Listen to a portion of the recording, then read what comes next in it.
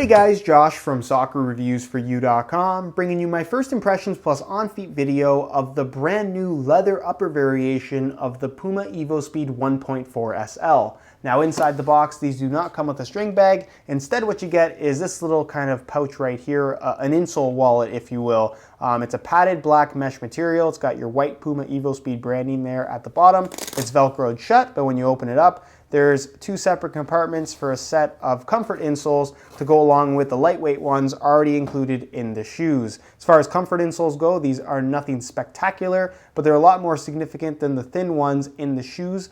It's got a mesh liner on top, perforations to the midfoot and forefoot, and it's made from a thicker, more dense layer of foam that is going to provide more underfoot cushioning than, again, the thin ones they include in the shoes. It is nice that they include the extra set, though, with your purchase. You, of course, don't have to use them. With that being said, all you're going to find inside the box, aside from the insoles, as you guys can see, are the shoes themselves. So we'll get these guys out of the box really quickly, and we'll take a closer look at the leather upper variation of a very controversial release from Puma, the evoSPEED 1.4 SL. Now, for those that aren't too familiar with this shoe, the reason why this is a controversial release is that the synthetic version, which is what I have right here, comes with a warning label letting you know that this shoe may or may not last up to 10 games. It's extremely not durable because of how light it is. It's a very, very lightweight shoe, right around the 100-gram mark, and it provides performance and a sensation when you're wearing them that you can't get from any other shoe that's readily available on the market at the moment. That, of course, does come at a very high price, though, because these things, while they only last 10 games, still retail for $240 US. So it's a tough pill to swallow. If you can justify the high price tag, it's a very, very fun shoe to wear. But for most people, it's just one of those shoes that a lot of people just view as pointless or just overly expensive, and I can definitely see where they're coming from. Now, if you guys want to learn more about this particular shoe, I'll leave an annotation on screen to a video where I actually go over all the details on this particular pair, as well as show the durability of this shoe based on a pair that I've been using over the last couple of weeks. So again, if you want to learn more, I'll leave an annotation on screen. Go ahead and check it out. So what does that mean for the leather version of the evoSPEED 1.4 SL? What I can tell you is that it does not come with the same warning label. So technically, this shoe is supposed to last past 10 games, which I think will make a lot of people very, very happy. It's not supposed to be as fragile, if you will. What's great about this particular version as well is that the entire upper is made from leather, which makes this shoe the lightest leather shoe currently on the market by quite a long shot. And it's a very exciting release for a couple different reasons. It's got a great stud pattern that performs really well, the exact same sole plate and stud pattern you're gonna find on the synthetic version of the shoe, with a very nice quality leather upper. The entire upper is made from leather, which is also something that I really like. They fit extremely well, they're very comfortable, and they also retail for $10 less than the synthetic version. This guy goes for $240. The leather upper variation retails for $230 US. So technically, this is the better value from the get-go. Is this gonna be the most durable shoe in the world? Probably not, but that's something we're gonna go over in today's video. So if you're interested in learning more about the leather variation of the evoSPEED 1.4 SL, please stick around, watch the entire video. If you guys are interested in a pair of these for yourself, check out the very first link down below in the description. It's gonna take you to the review page on my website, and on that page you will find Buy It Now links with exclusive SR4U coupon codes where you will be able to pick these guys up below their normal $230 retail price. So again, if you're interested in a pair, first link down below in the description, go ahead and check it out. And with that being said, let's get right into the review. So what's the weight difference between the leather and synthetic variations of the evoSPEED 1.4 SL? The answer to that question is what we're going to find out right now using this scale in real time. Keep in mind that these are both in brand new condition, both the exact same size 9.5 US, and both shoes currently have the lightweight insoles inside. So this is a very fair comparison. We'll start off with the synthetic upper variation, throw it on the scale, and you can see that they weigh in at an extremely lightweight 3.75 ounces, the equivalent of 106 grams. These things literally feel weightless on your feet, but at the same time maintain a level of responsiveness I wasn't expecting,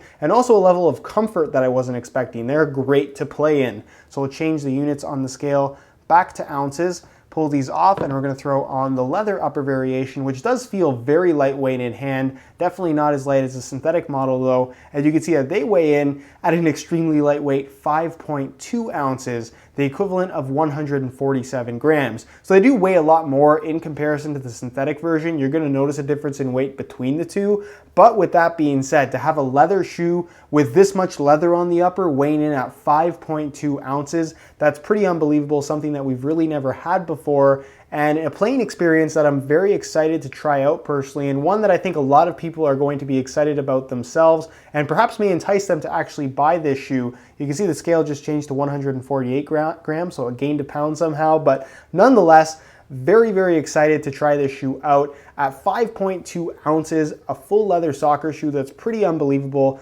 Again, I don't think durability is going to be a strong point with this shoe, just like it isn't with the synthetic model, but just to have that experience in the first place is something that I'm very, very excited to try out. So if you're looking for the lightest possible leather shoe on the market, this is it by a long shot. So when it comes to performance, there are two main factors about the leather evoSPEED 1.4 SL that make it a very exciting shoe in the first place. The first factor is the fact that the majority of the upper is actually made from natural leather, and the second factor is that it's remarkably lightweight for being made entirely from leather. So the type of leather they've actually utilized here is pretty decent. It's a premium calfskin leather, certainly not the nicest leather that I've ever come across, certainly not even the nicest leather I've ever seen used by Puma. A shoe that comes to mind that was very lightweight and also made almost entirely from leather was the Puma King Finale SL, which came out several years ago now. Some of you guys may remember those.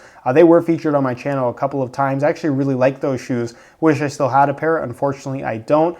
Those featured a kangaroo leather upper that I would say is a little bit thinner, but the downfall with those was that the leather was so thin that after a couple of wears they would be overstretched and you just couldn't wear them anymore. They just didn't feel right. Whereas this shoe has very thin leather upper, as you guys can see by the side profile, but it doesn't feel too thin. It seems like it's going to hold up and just be more durable in the long run while still maintaining that natural leather touch on the ball, which is kind of what you're looking for from any leather shoe. Now the leather on the boot spans from this seam right here on the lateral side all the way through the midfoot, all the way through the forefoot, and cuts off right here on the medial side, again, kind of halfway through the midfoot. So you're getting a really good amount of nice leather here. And basically from these seams back, you have a material that I'm not sure what it is. It's not specified in the tech specs. As you guys can see, this front portion, which is a slightly different color, it may be a little bit difficult to see on camera, does have this stamp right here, which essentially lets you know that this is made from a natural leather material. That's all that symbol means. Whereas this rear portion does not have that same stamp, but it does continue on the stitching pattern. And it does feel and look a lot like leather in my opinion. So it may be a natural leather, just not the same quality as what you're going to find at the front of the shoe, or just maybe a really nice synthetic. Nonetheless, pretty much the entire upper, in my opinion, feels like natural premium leather, which is very, very good and extremely positive thing from Puma. It's something I really like about this brand. You see with a lot of brands, whenever they have a model available in both synthetic and leather upper variations, the shoe is based off that synthetic version, and then the leather version that they give you often just features leather kind of thrown on in the forefoot and toe area. Whereas with Puma, especially over the last couple of years with their evoSPEED and evoPower lines, they've given us significant leather models where you can actually justify calling it a leather shoe given the amount of leather they actually put on the shoe itself. And that is definitely the case here with the evoSPEED 1.4 SL. It's a good quality leather, it's across the entire upper, and it feels pretty good. It's not the best leather, but it's definitely good enough given the type of shoe that they've created here. Now the laces run through the middle, as you guys can see. The tongue is made from a synthetic material, and it's pretty much the same tongue you're gonna find on the actual synthetic evoSPEED 1.4 SL. It's a textile base with that kind of polyurethane material on top, and then you do have the a speed frame on the inside, so that textile kind of crisscross pattern fused to the inside. Not that it's really necessary on the tongue, it's just the one element of the synthetic model that has been maintained on the upper. It's got a really cool stitching pattern across the entire shoe as well. The Puma branding is just kind of painted onto the shoe, so it's white in color. It has a slightly shiny finish, whereas the actual Puma form stripe is an extra piece of synthetic stitched on, which it doesn't look the greatest, but I think it's there mainly for support reasons, just to add some structure to this area of the shoe, which I can't complain about too much, and it's certainly not going to have a big impact on the overall feel of the shoe either. It's got the same cut in the heel. You have a perforated synthetic leather liner that feels really good and has a decent amount of padding considering considering how lightweight these things are. I expect them to be every bit as comfortable as a synthetic model, if not more comfortable. The insole, this is the lightweight one to go along with the comfort ones that they do include. This one is very thin. It has no lining material. It's just straight up foam, perforations through the midfoot and forefoot. And it's just a very thin layer of this kind of air-like quality type of foam. It reminds me a lot of the insole that you found in the Nike GS models, for those that remember those. It's very thin. It pretty much compresses all the way as soon as you step into the shoes. But as long as you're playing on nicer natural grass fields, you shouldn't have any issues in regards to comfort. I use the SL version, or the synthetic version, using this insole the entire time and never really ran into any issues with discomfort. With that being said, the outsole, the super light outsole, which is part of the reason why this shoe is so light, is the same as what you're going to find on the synthetic version. So as you guys can see, it's got the external heel counter there, which I really like the look of. It's made from a combination of Pebax as well as nylon material. So it's very thin, extremely flexible in the forefoot, and it does have that speed track system through the midfoot that maintains a good level of rigidity. With that being said, it is extremely thin. So if you're playing on harder ground at all, you're going to run into issues with stud pressure no matter which insoles are inside of the shoe. And it's also probably not the best idea in regards to the durability. It's got a very, very low lip around the edge, which is part of the reason why the shoe isn't going to be the most durable, especially if you plan on using these on artificial grass. First off, this is a shoe that's designed for firm natural grass only. So if you use it on AG, any firm ground shoe, it's going to have a big hindrance on the overall durability. But this shoe especially, whether it's the leather or synthetic model, the synthetic model actually warns you not to use them on artificial grass. These are not going to last very long at all. So if you're buying these shoes, buy them to use them on nicer natural grass fields and nothing else. If you don't play on nicer fields, probably not the best option for you because they're not going to last very long. It's just that simple. Now, as far as the stud pattern is concerned, I really, really like how this performs. It's a very aggressive traction pattern. You get a unique 3-stud layout in the heels. So you have bladed studs, 2 of them on the lateral side, and then 1 fairly large conical stud here on the medial side. We've seen 3-stud layouts in the heel before on a couple different shoes, and it's never been something that really is all that noticeable when you wear them, based on my opinion. And the same stays true here with the evoSPEED 1.4 SL. It feels pretty normal when you wear it. I think it's just something that they did to shave as much weight as possible. And again, it performs well. There's really nothing to complain about. In the forefoot area, that's where you're going to find some really aggressive traction when kind of accelerating and making those quick cuts and turns. You have bladed studs at the base here, 1 on either side. You have 1 bladed stud in the middle of the forefoot, and then of course towards the front of the forefoot you're going to find your 4 main conical studs that are decently long in length and have a fairly aggressive kind of taper to them. So they're not too big at the very face of the stud, so they dig into the ground really well. You get plenty of bite even though it is a conical shaped stud as opposed to bladed, and because they're rounded, you still get plenty of freedom to twist and pivot when your foot is actually planted in the ground. So overall, the amount of traction and just the amount of bite that you get with this stud pattern is very, very good, well above average. And if you're looking for aggressive traction overall, you're definitely going to get that from either of the evoSPEED SL models. So it's a really interesting shoe. It has a lot going for it. I'm extremely excited to try them out. The only thing that really comes into question here is the durability, especially considering the track record that I've had already with the synthetic version of the evoSPEED. This leather upper is definitely going to be more durable than the textile upper on the synthetic model, but again, until I've actually used them, until I've given them several hours of use, it's really, really difficult to predict how durable they're actually going to be. So I definitely will be doing a follow-up video on this particular shoe to let you guys know about the durability, because I know a lot of you guys will want to know the answer to that. And like I said, follow-up video is coming, just be patient. And with that being said, let's move on to the kind of part of the video where I take a look, we analyze the appearance of the shoe. Not something that's super important when it comes to performance, but something that is important when it comes to buying a pair of shoes that you actually like the look of. Aesthetically, I'm a huge fan of the evoSPEED 1.4 SL, whether it's the synthetic or leather variation of the shoe. The synthetic model is just a very sleek, very modern design in my opinion. You have this bright orange lava blast color, which is extremely vibrant on the synthetic version, and the upper itself is actually semi-translucent, as you guys can see, which just adds to the modern look of the shoe. You have that classic Puma form stripe in white on the lateral side,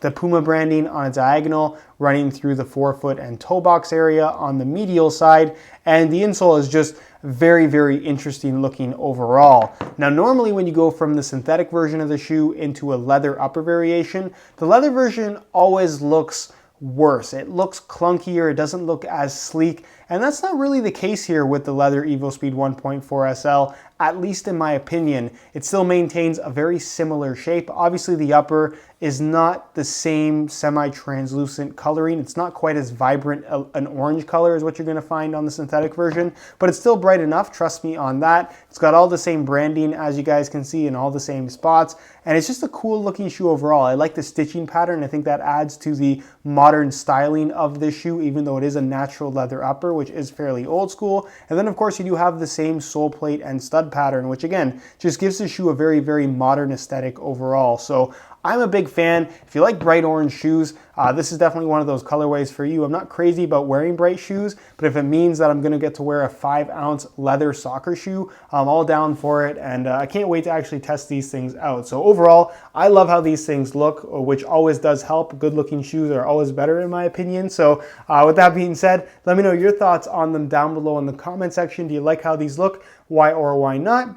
And with that said, let's move on to the on-feet portion of the video so we can get a better idea as to how these shoes fit and of course what the sizing is like. All right, so here is a look at the leather evoSPEED 1.4 SL on feet. On my left foot, I have the stock laces that come with the shoes, and on my right foot, I have a pair of white reflective SR4U replacement laces. If you're interested in a pair of replacement laces for yourself, be sure to check out the website www.sr4ulaces.com. You'll find a link to that website down below in the description of this video. Now, in terms of how these things fit and feel on feet, they're very comfortable from right out of the box, which isn't surprising because the synthetic model is surprisingly comfortable as well, even though they are extremely thin and extremely lightweight, a characteristic that you wouldn't expect from a shoe of that type. The leather model, I would argue, does feel a little bit better. It's a very similar shape, and unlike a lot of leather shoes, it doesn't have that cushion sensation on your foot. It's very evident that the sole plate is extremely thin on this shoe,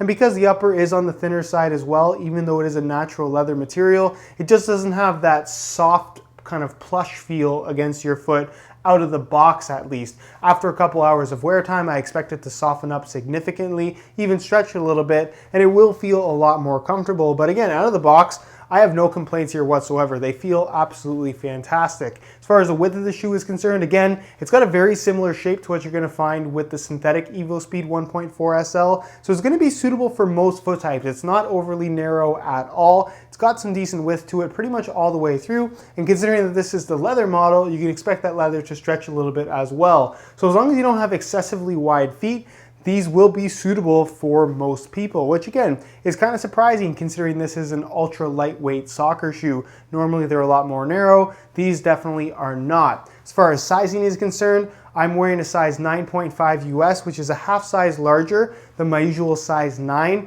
That's because the evoSPEED line in general runs a half size small. So if you're coming from an evoSPEED model, stick with the same size. Whereas if you're coming from most other soccer cleat lines, I'd recommend going a half size up in order to achieve the best possible fit, just like I did here in the evoSPEED 1.4 SL. All right guys, that's it for my initial thoughts on the leather Puma evoSPEED 1.4 SL. Expect to see more content for these shoes on my channel in the near future, and of course a follow-up written review which will get posted on the review page of my website, which will be the very first link down below in the description of this video. In the meantime, if you do check out that review page, first link down below, you will find high quality images of this shoe that I took myself that'll give you a better idea as to how these things actually do look in person.